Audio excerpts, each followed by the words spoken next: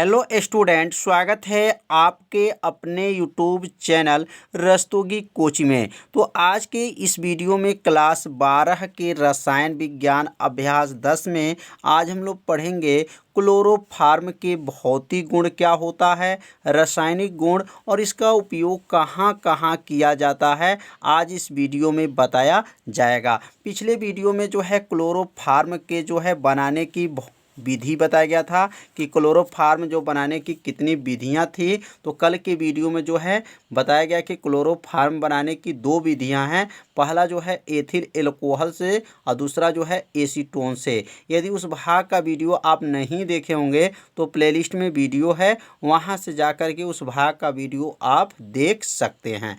तो आज का जो है भौतिक गुण क्या है, तो यहाँ पे हेडिंग नोट कर लीजिएगा, क्लोरोफार्म के जो भौतिक गुण क्या हैं।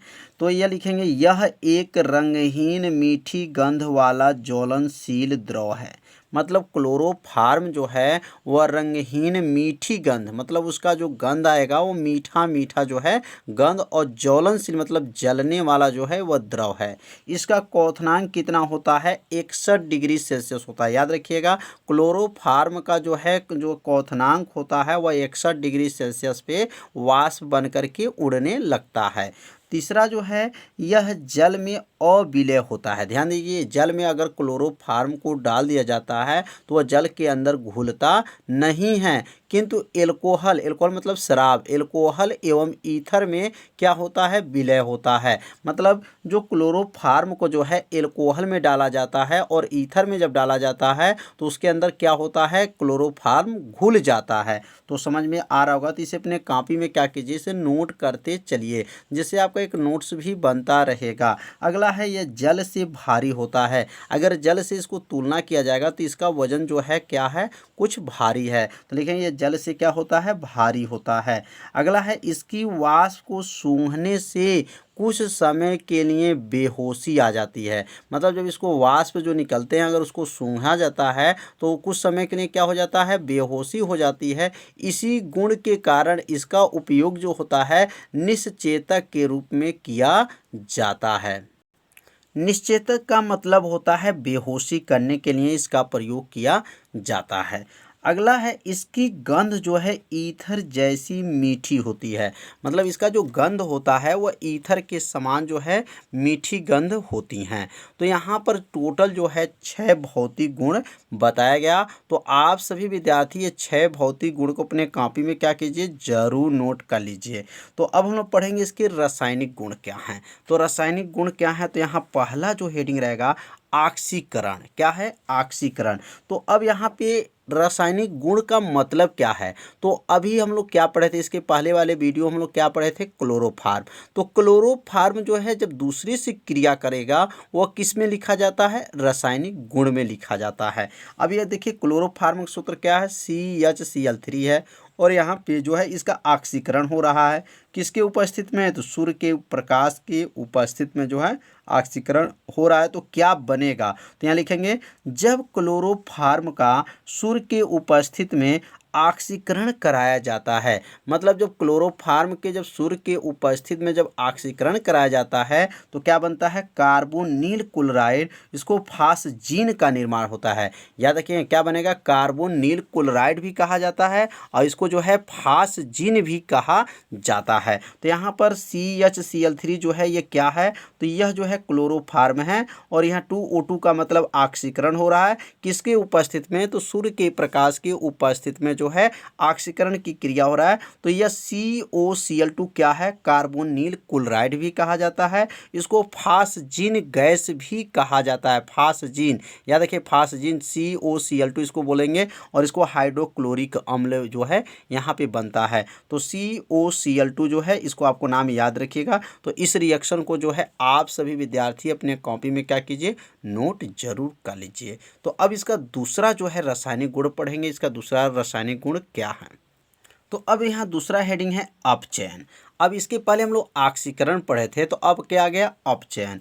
तो क्लोरोफार्म Zn+H2O के उपस्थित में अपचयन की क्रिया होता है तो मीथेन गैस बनता है। मतलब क्लोरोफार्म जो है किसके उपस्थित में, तो जिंक और जल के उपस्थित में जो है अपचयन की जब क्रिया होता है तो कौन सा गैस बनता है, मीथेन गैस बनता है। तो ये सूत्र क्या है, CHCl3, ये किसका सूत्र है, तो ये क्लोरोफार्म है। और यहाँ पर अपचयन की क्रिया हो रहा है किनकी उपस्थित में, तो Zn प्लस H2O की उपस्थित में जब ये क्रिया होगा तो CH4 मतलब मीथेन गैस बनता है और उसके साथ जो है हाइड्रोक्लोरिक अम्ल जो है अम्ल भी प्राप्त होता है। तो समझ में आ गया होगा कि क्लोरोफार्म का जब ऑक्सीकरण होता है तो मीथेन गैस बनता है और उसके साथ हाइड्रोक्लोरिक अम्ल भी बनता है, लेकिन किसके उपस्थित में, तो जेड माने जिंक और जो है जल के उपस्थित में। तो इस रिएक्शन को आप सभी विद्यार्थी अपने कॉपी में क्या कीजिए, जरूर नोट कीजिए।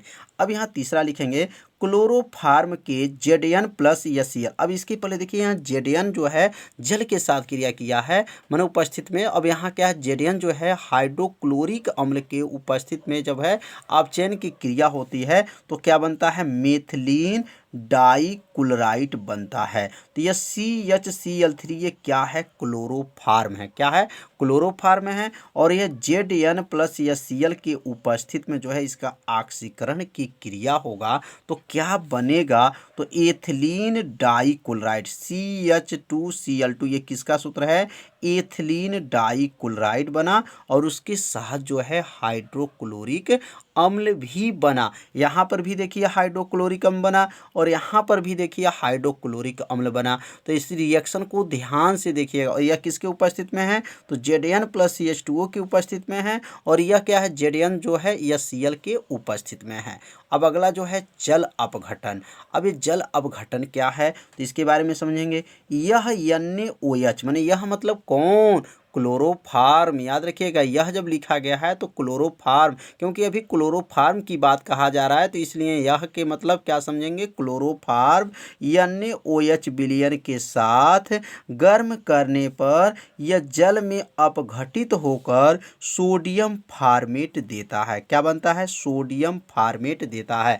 मतलब जब NaOH मतलब कास्टिक सोडा के साथ जो है कौन क्रिया करेगा, जो है क्लोरोफार्म जो है जब क्रिया कर लेता है तो क्या बनता है, सोडियम फार्मेट बनता है। तो CHCl3 ये किसका सूत्र है, क्लोरोफार्म का है। और ये कास्टिक सोडा के साथ जब गर्म करते हैं तो क्या बन गया है, सोडियम फार्मेट बन गया है। उसके साथ जो है NaCl मतलब सोडियम क्लोराइड और H2O का मतलब जल प्राप्त हुआ है। तो इस रिएक्शन को भी आप सभी विद्यार्थी जरूर नोट कर लीजिए, क्योंकि ये सब रिएक्शन जब आप लोग लिखे रहेंगे तो क्या होता है जब प्रश्न आता है तो इसी से जो है प्रश्न बनाया जाता है। तो आप लोग को जब याद रहेगा तो क्या होता है जब जो केमिकल पूछा जाता है, 1 नंबर में प्रश्न आता है, 1 नंबर के जो है 1 नंबर का 3 प्रश्न आता है। तो आप लोग को जब याद रहेगा, जैसे प्रश्न आ गया कि क्या होता है जो क्लोरोफार्म कास्टिक सोडा से क्रिया करता है, तो बताइए जब क्लोरोफार्म कास्टिक सोडा से क्रिया करता है तो क्या बनता है, सोडियम फार्मेट बनता है।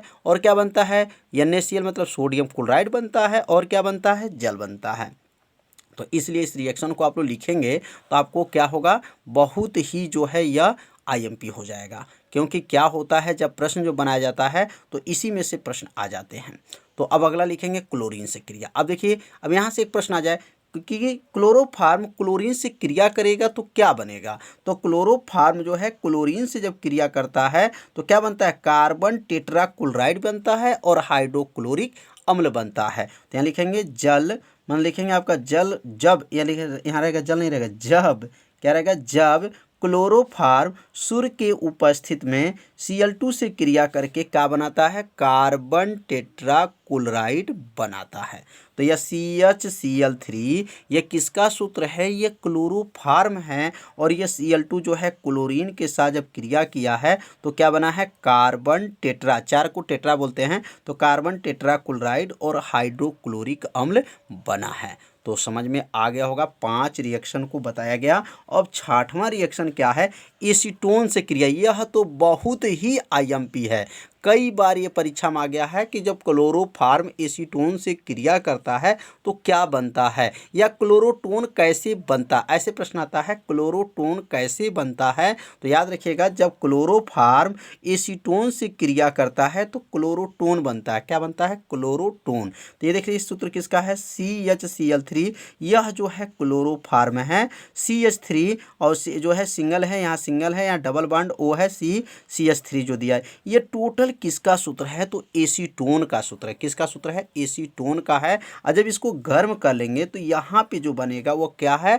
क्लोरोटोन बना। क्या बना? क्लोरोटोन बन जाएगा। तो इस सूत्र को जो है आप सभी विद्यार्थी पहले याद भी रखिएगा कि क्लोरोटोन का सूत्र क्या होता है, एसीटोन का सूत्र क्या होता है। तो इस रिएक्शन को और सूत्र को आप लोग क्या कर लीजिए, इसको नोट कर लीजिए। अब अगला जो है हमारा है नाइट्रिक अम्ल। अब नाइट्रिक अम्ल से क्रिया, अब ये नाइट्रिक अम्ल से क्रिया कौन करेगा? तो क्लोरोफॉर्म करेगा। तो यहाँ लिखेंगे क्लोरोफॉर्म नाइट्रिक अम्ल के साथ अभिक्रिया करके नाइट्रोक्लोरोफॉर्म या क्लोरोपिक्रीन या अश्रु गैस बनता है। ध्यान दीजिए, यहाँ पर तीन नाम है, नाइट्रोक्लोरोफॉर्म भी कहते हैं, क्लोरोपिक्रीन या अश्रु गैस बनता है। यहाँ पे CHCl3 ये किसका सूत्र है? तो क्लोरोफॉर्म का है। और HNO3 जो है नाइट्रिक अम्ल है। जब ये दोनों को मिला करके जब गर्म किया गया तो क्या बन गया? नाइट्रोक्लोरोफॉर्म। क्या है? नाइट्रोक्लोरोफॉर्म इसको कहेंगे, या इसको कह सकते हैं क्लोरोपिक्रीन भी कहा जाता है। तो इस रिएक्शन को आप सभी विद्यार्थी क्या कर लीजिए, अपने कॉपी में जरूर नोट कर लीजिए। अब हम लोग पढ़ेंगे इसका उपयोग। क्लोरोफॉर्म का उपयोग कहाँ किया जाता है? तो यहाँ पे पहला लिखेंगे रेजिन। क्या है? रेजिन, रबड़, वसा, मोम, ब्रोमीन, आयोडीन आदि के विलायक के रूप में इसका प्रयोग किया जाता है। किसके किसके में? रेजिन में, रबड़ में, वसा में, मोम में, ब्रोमीन में, आयोडीन के विलायक के रूप में इसका प्रयोग क्लोरोफॉर्म का किया जाता है। दूसरा इसका उपयोग है क्लोरोपिक्रीन तथा क्लोरोटोन बनाने में इसका प्रयोग किया जाता है। किसमें करेंगे? क्लोरोपिक्रीन तथा क्लोरोटोन बनाने में जो है क्लोरोफॉर्म का प्रयोग किया जाता है। तीसरा है जीवाणुनाशक के रूप में इसका प्रयोग किया जाता है। जीवाणुओं को मारने के लिए किसका प्रयोग करते हैं? क्लोरोफॉर्म का प्रयोग किया जाता है।